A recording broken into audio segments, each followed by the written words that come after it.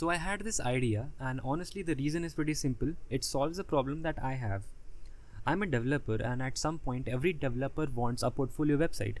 You look at other people's sites and they're all so unique and well made and kind of impressive, and then you think to yourself that I want one of those as well. So you go looking for something that will help you make one, and this is where it gets annoying.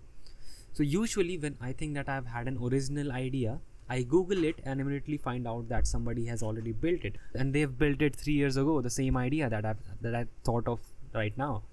So like PDF converters, image editors, you name it. It's genuinely humbling every time I see it. So I searched, and what I found was either broken, it was a completely abandoned project, or the quality of the portfolio website that I was getting was so bad that I would never want to use it in real life. And that's kind of where this started. So I made a checklist. If I am building this for myself, it has to pass every single one. First, it should be easy to use. No manually typing the data myself. I have a resume, just use my resume. Second, every portfolio must look and feel different. I don't want it to look like AI generated slop that we see nowadays. Third, no watermarks. I genuinely hate this. You spend 30 minutes setting up a free portfolio builder, and then there's a giant made with portfolio builder pro slapped at the bottom. Ew, that's a hard uninstall. Fourth, it should be free, at least for now. Like, as a broke college student, I would never myself use a paid portfolio builder. Fifth, high quality, because what's the point otherwise? And the rule I kept coming back to is, if it's something I wouldn't use, how can I expect anyone else to use it? Okay, so the core idea is simple. You upload a resume and you get a portfolio website. So I wrote a Python script using PyMu PDF. You pass in a PDF file and it will extract out all the contents of it. And step 2 is I pass that text to an LLM with a very specific prompt that give me a structured JSON output. So step 3, that JSON gets fed into a template. Now the template knows exactly where everything goes. So name here, stack there, projects in this section. Then it gets filled in and it just renders out. So that's the whole pipeline. It's the resume in, portfolio out, and it takes about 10 seconds for the whole thing. And this is where the checklist starts getting crossed off. So no manual typing. The LLM handles extraction, so you never have to fill out a form. That's number 1 done. Every portfolio looks different. So because the JSON just feeds whichever theme you picked, swap the theme, same data, completely different vibe. That's number 2. Except it's not. I had to think about this one, because at first I thought templates just solved it. But then I realized if 1,000 people pick the same templates, you're basically back to square one.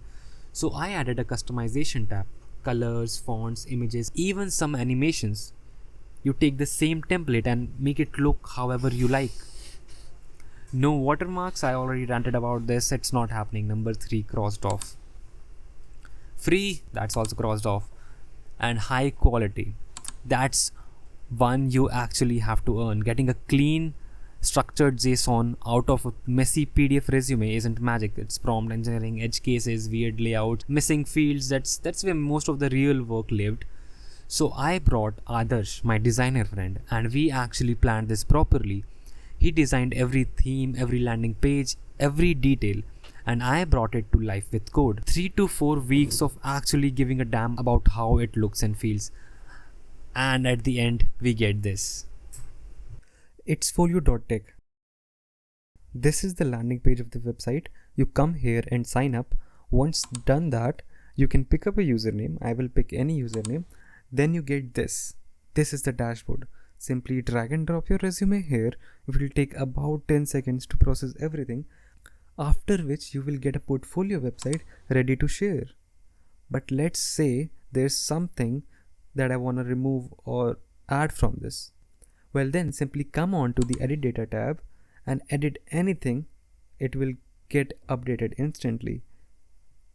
Next, if you want to customize it to your preference, it can be done in the customize tab by changing the colors, fonts, border radius and whatnot. Also, there's a terminal theme as well. So in the explore tab, we can apply the terminal theme, and the cool part is it can also be customized similar to the modern theme. So it has so many customizations.